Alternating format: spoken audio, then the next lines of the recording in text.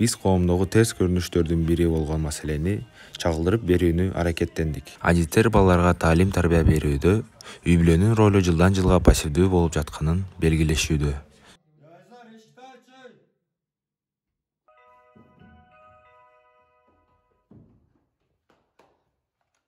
Алло, бул ким?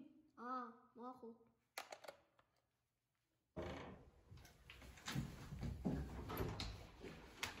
Assalamu alaikum. Айзат балам, кандай? Жакшы келдиңиздер. Мен соктан жакшыбы? Жакшы, кандайсың? Сүйлөнөн, ден соң жакшы иштериң болуп калбы? Менде баары жакшы. Көптөн бери көрүшөлү элек. Сен эмне жаңылыктарың бар? Менде бар, Кудайга шүгүр. Азыр Кудай көрсө Кытайда бир Айзар, сен кечээ Лионель Месси гол киргизген көрдүң беле?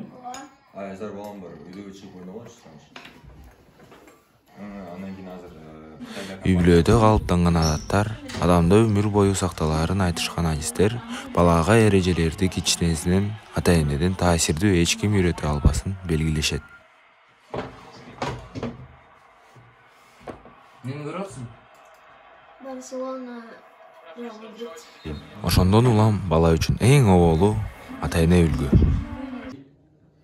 баса балаң кандай окуп жатат? Буюрса жакшы, жалаң 5 келе окуп жатат. Менин балам болсо азыр кичине начар окуп атат. Бирок мен ага кечээ күнү компьютер алып бергем, электрондук китептерди алып бергем, жана жетишпеген бир сабактарга, курстарга жаздым. Бирок дагы эле начар окуп атат. Негизи балага көп убакыт бөлүш керек да. Мен мисалы үчүн кечинде 2 сааттан китеп окуйбуз. Андан кийин кечинде сабактарын кылганга жардам берем.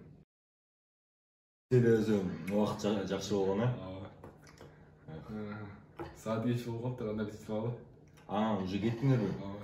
Макул анда. Таке, жакшы жете алгыла?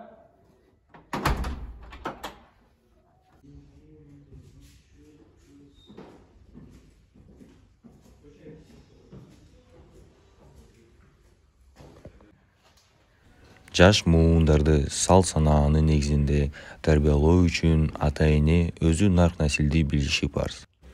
Балага телефон, планшет, гаджеттер эмес, балага ата-эненин көңүлү керек. Бата деген эмне? Не десең? Бата. Ой, балам бар. Бата кереги жок азыр. Азыр батаны эч ким бербей калды. Бар, компьютер ойночу.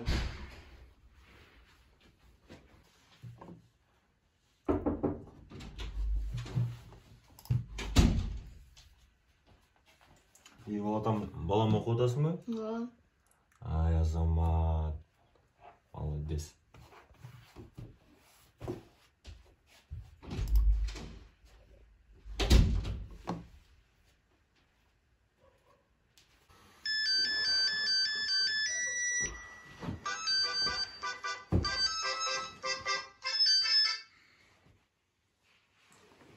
Алло.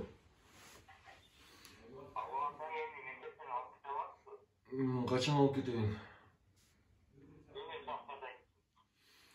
Макул, бүгүн келем. Давай.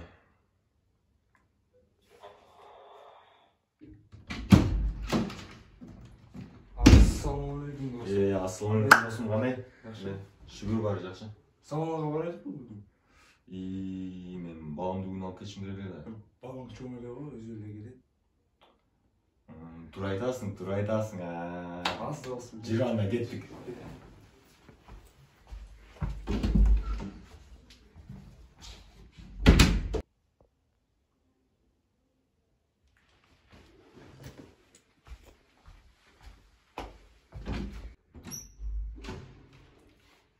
Балаңызга бир аз болсо да көңүл буруп, көбүрөөк чогуу убакыт өткөрүүгө аракет кылыңыз.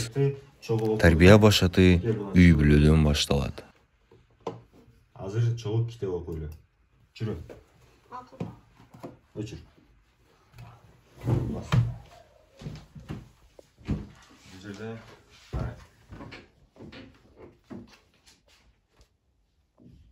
Түсінбесең азыр дагы айтып берем. Точно түшүндүңбү? Түшүндүм.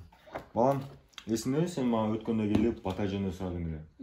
Өзү бата илдигерден келе жаткан биздин када салтыбыз болот. Жана азыркы күндө биз унутуп баштадык ушуну. Буну өзү унутпай жакшы билиш керек. Бата бул абдан ыйык нерсе. Бул Биз дайыма күндө колдонуп жүргөн нерсе. Биз тамак жеп бүткөндө бата кылабыз, эсиңдеби? Ошол баягы маалыматты сен билип жүргөн макул.